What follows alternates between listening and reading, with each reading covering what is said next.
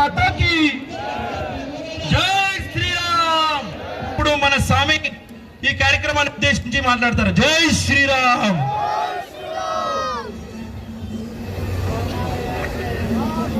భారత్ మాతాకి, భారత్ మాతాకి జై భవానీ, జై భవానీ, జై భవానీ, జై శ్రీరామ్, జై శ్రీరామ్.